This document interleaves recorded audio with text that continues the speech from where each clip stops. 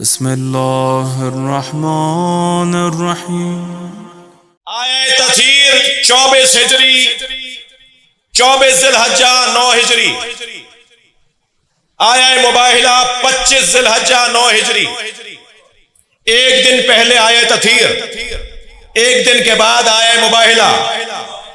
تمہیں اگر چادر میں چھپے ہوئے پنجتن سمجھ میں نہیں آئے تو ہم میدان میں لا کے دکھا دیتے ہیں۔ یا فاطمہ انی اجد فی بدنی ضعفا، اے فاطمہ میں اپنے بدن میں ضعف محسوس کر رہا ہوں، بدن میں، جسم میں نہیں، اس لیے کہ جسم میں سر شامل ہے، بدن میں سر شامل نہیں ہے۔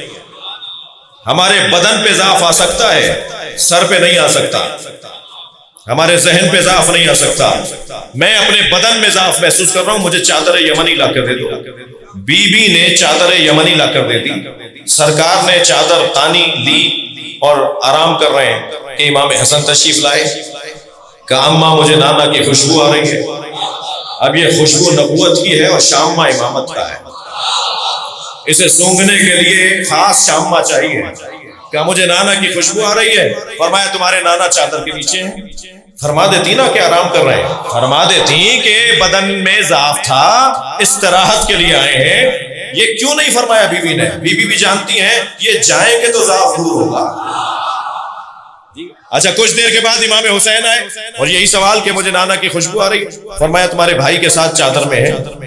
کچھ دیر کے بعد امام مولا علی تشریف لائے، کہا مجھے رسول اللہ کی خوشبو آ رہی ہے۔ فرمایا تمہارے دونوں بچوں کے ساتھ چادر میں ہے۔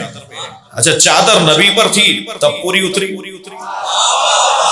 بھائی زبان کا ایک جملہ کہہ رہا ہوں، ہم محاورتاً کہتے ہیں چادر دیکھ کر پیر پھیلاؤ۔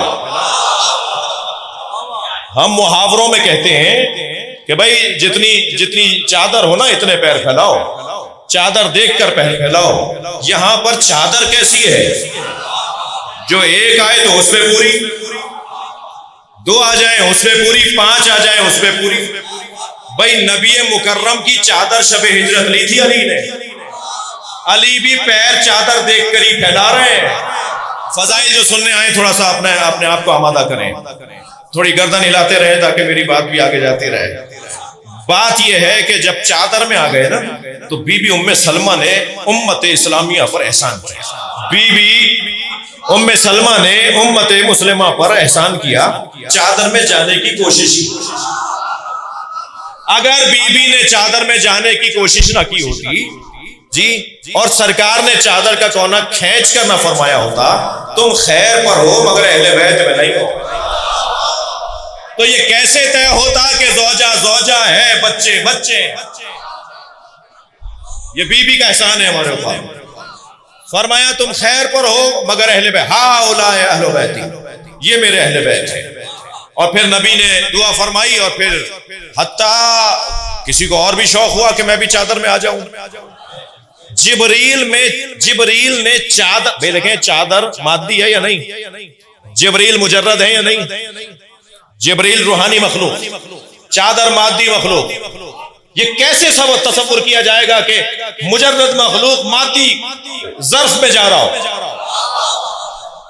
مجرد مخلوق ہے، نور ہے، یہ چادر مادی ہے، یہ جبریل کا اس میں جانا آنا بتا کے کیسے سمجھیں گے؟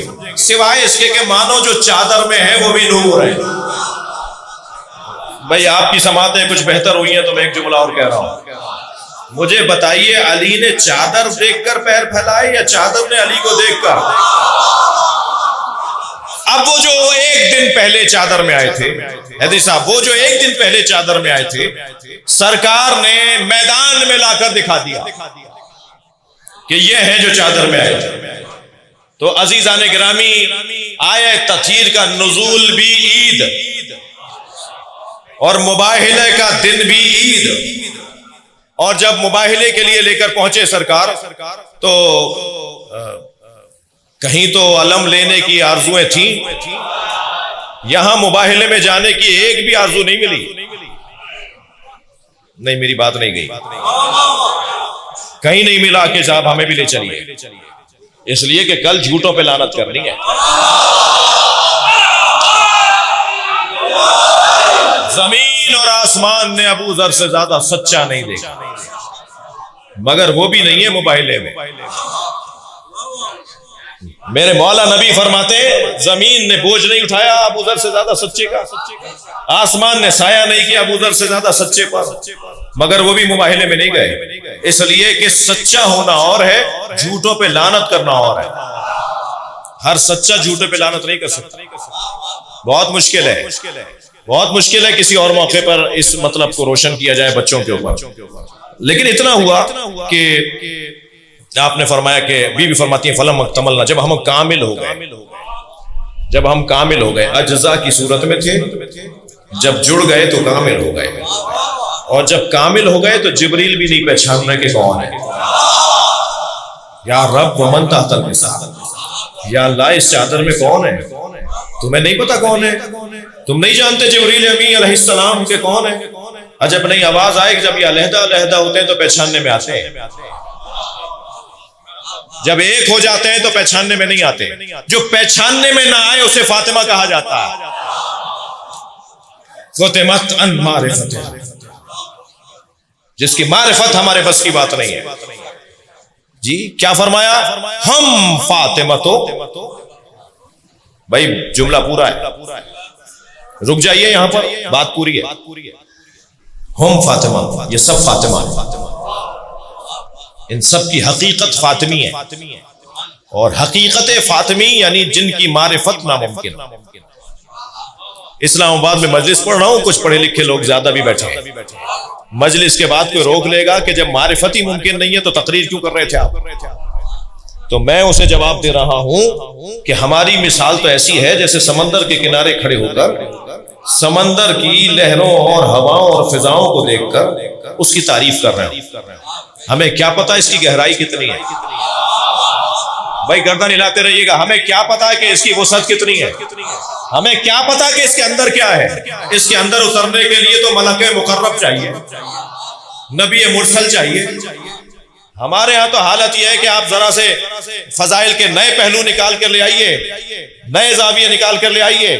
ہر جگہ تو تحقیق اور تدبر اور تفکر کا حکم ہے، مگر فضائل میں تحقیق نہیں ہونی چاہیے، فضائل میں تدبر نہیں ہونا چاہیے، فضائل میں زاویوں کو اور پہلوؤں کو نہیں نکالنا چاہیے، اور اگر آپ نکال کر لے آئے تو پھر آپ ہیں اور تلوار ہے، اور پھر گردن ہے آپ کی اور چاقو ہے ہمارا۔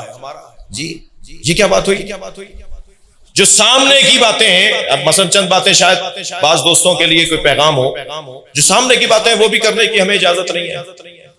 وہ جو میں نے ابتدا میں کہا نا کہ یہ لائف نشر نہیں کروائی ہے، جی ہم معاف کیجئے گا بھائی، آپ ناراض ہو تو تھوڑی دیر کے لیے ہو جائیں، کیونکہ میں آپ لوگوں کو آئینہ دکھا رہا ہوں۔ جی ہم ان 25 لوگوں کی وجہ سے جن کے لائف چینل چل رہے ہیں، ان کی وجہ سے سنگین باتیں کرنے سے ڈرتے ہیں،